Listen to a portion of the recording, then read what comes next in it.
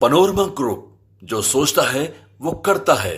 अब 20 अगस्त से जो सर्वे हो रही है, किसानों के बीच में बहुत सा भ्रांतिया जा रहा है, जमीन छीन ली जाएगी, ये कर ऐसी कोई मंशा नहीं है सरकार की। सरकार की मंशा क्या है आप समझिए। मैं चाहूँगा, बहुत साल के साथ समस्या यह है कि जमीन किसी और का है, जोत रहे हैं कोई और, पता नहीं उनको चल रहा है।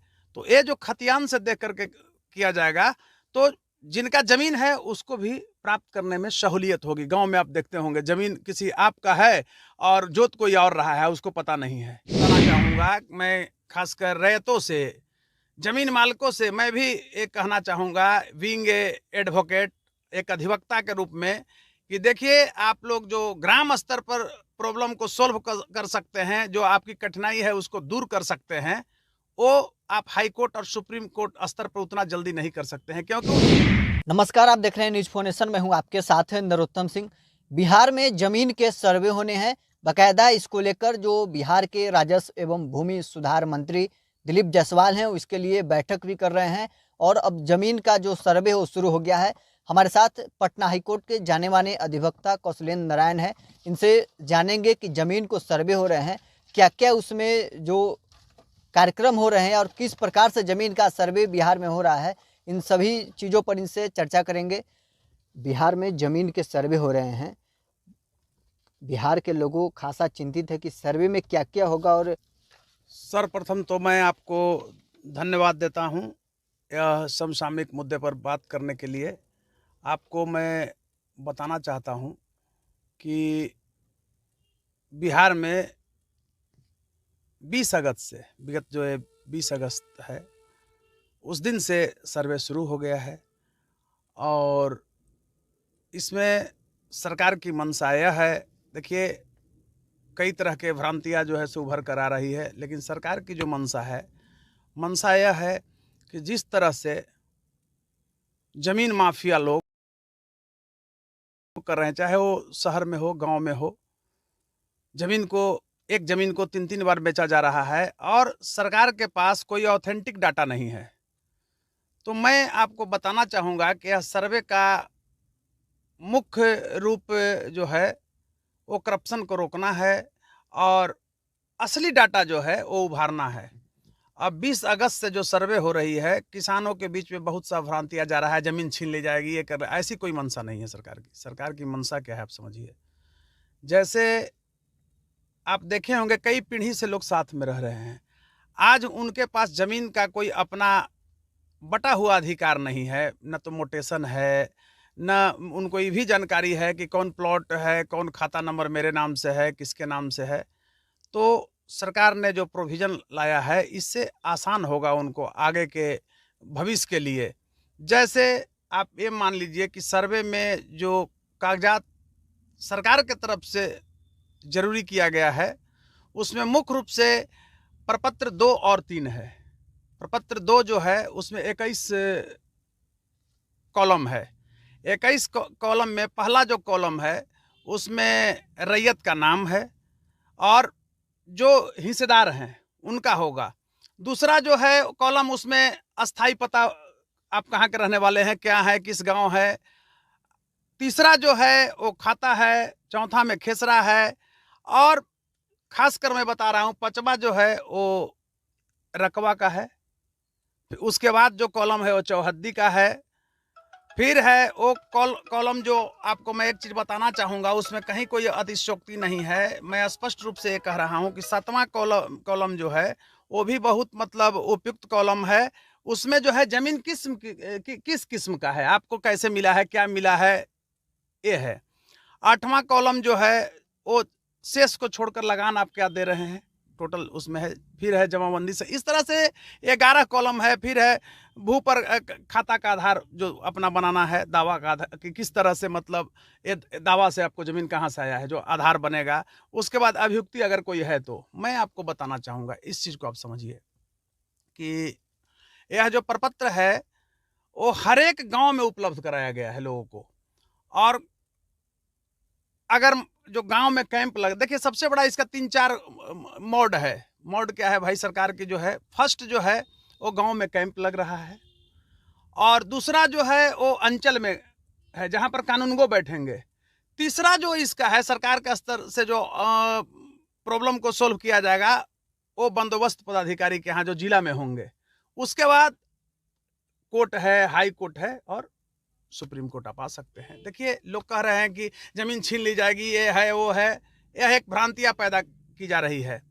अब मैं आपको बताना चाहूँगा, मैं खासकर रैयतों से, जमीन मालिकों से मैं भी एक कहना चाहूँगा, बीइंग एडवोकेट, एक अधिवक्ता के रूप में, कि देखिए, आप लोग जो ग्राम स्तर पर प्रॉब्लम को सोल्व कर सकते हैं, जो आपकी कठिनाई है उसको दूर कर सकते हैं, वो आप हाई कोर्ट और सुप्रीम कोर्ट स्तर पर उतना जल्दी नहीं कर सकते हैं। क्योंकि 1905 में भी जो सर्वे हुआ था और जिनके जमीन छूट गई थी, जो जमीन पर नहीं गए थे, तो सरकार ने बिहार सरकार की जमीन घोषित कर दिया, जो आज तक उनको नहीं मिल पाया और उनके नाम से कोई कागजात नहीं बन पाया। तो मैं कहना चाह रहा हूं कि आप ग्राम स्तर पर जमीन को देखें। और अगर देखिए, सरकार के एक और मंशा है, नक्शा का मंशा। अगर नक्शा टेढ़ा भी है तो आप वहां अगर पहुंचते हैं तो आपको अमीन रहेंगे, अमीन नाप करके नक्शा भी सही कर देंगे, जमीन का मेड़ भी सही कर देंगे। बहुत सा बिहार में ऐसा भी केस देखने को आया है जो कि जमीन के लिए मारामारी हो रहा है। तो खासकर मैं बताना चाहूंगा, दक्षिणी बिहार में बहुत बड़ा समस्या नहीं है, उत्तरी बिहार में जहां फ्लड एरिया है उसमें बहुत बड़ी समस्या है। समस्या यह है कि बाढ़ से जमीन का मेड़ समाप्त हो जाता है। उनके पास कोई कागजात भी नहीं है, कागजात भी जल गए हैं, लेकिन ऐसा नहीं है कि उनकी जमीन, अगर कागजात उस समय नहीं रहेगी तो सरकार छीन लेगी। अगर कोई आपत्ति नहीं करेगा कि यह जमीन किसी और का है तो वो जमीन उनका रहेगा और उसका खाता और प्लॉट वहीं पर उनको उपलब्ध हो जाएगा। एक फायदा हुआ। दूसरा फायदा मैं आम किसानों के लिए कह रहा हूँ, रैयतदारों के लिए कह रहा हूँ कि बहुत से आप गाँव में जाएंगे, बिहार के किसी भी गांव में, तो वहां देखने को आपको मिलेगा कि जैसे जमीन वो मेरा है, जोत कोई और है, बदले हुए हैं, अपना दे करके जमीन अपना क्यों है 50 वर्षों से। लेकिन अब इसमें यही होगा कि अब अपने अपने जमीन पर जाना पड़ेगा। ठीक है, आप बाद में समझौता करके उसको कोर्ट से कर लीजिए, कोई एग्रीमेंट कर लीजिए, जो कानून में प्रावधान है, तो ये त्रुटियां आएगी।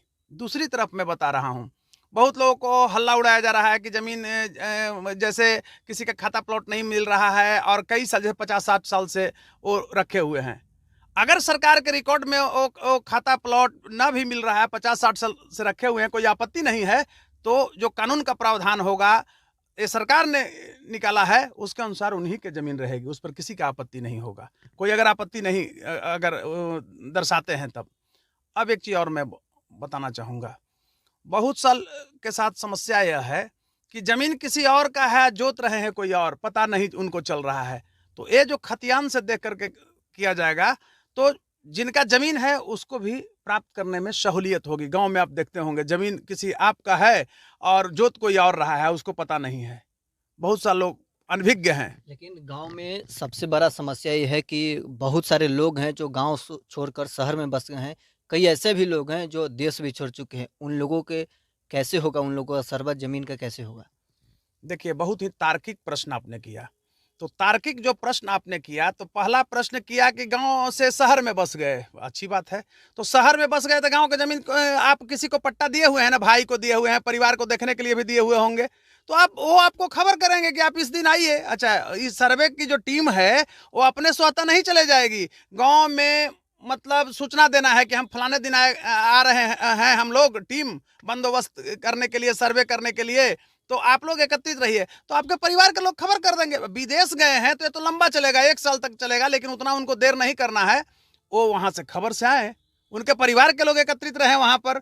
जब शेड्यूल तैयार होने के जिस दिन आएगा, एक दिन में नहीं कुछ होगा, कैंप कई दिन चलेगा। दूसरी चीज मैं बता रहा हूं, ये शायद आप मीडिया लोकतंत्र के चौथे स्तंभ के प्रहरी हैं, आम जनमानस में ये समस्या को भी ले जाते हैं और उसके सुधार के उपाय को भी आप दर्शाते हैं। तो मैं कहना चाहता हूं कि ये बहुत हड़बड़ाने की चीज नहीं है, आपको ये पता होनी चाहिए। अगर खासकर कुछ किसानों को अगर नहीं पता है तो जानकारी लें कि बिहार में 20 जिला में सर्वे हो गया, अब अंतिम उसका सूची प्रकाशन होने वाला है। कहाँ कुछ ऐसा उभर करके आया है। हाँ, एक त्रुटियां हैं। मैं कहना चाहता हूं आपके चैनल के माध्यम से कि सरकार, रेवेन्यू विभाग ने कुछ कर्मचारी जो बहाल किया, कुछ 12,000 15,000 पर, ये लोग, ये सच्चाई है कि महीना में 15,000 ये लोग कमा रहा है, लेकिन ये लोग प्रतिदिन 50,000 किसानों से ठग रहा है। किसान में एक दहशत हो गया है कि हमारा ज़मीन छीन जाएगा, ऐसा न खाता प्लॉट गलत हो जाए तो भाई हमारा ज़मीन सरकार ले लेगी, तो ऐसा नहीं है।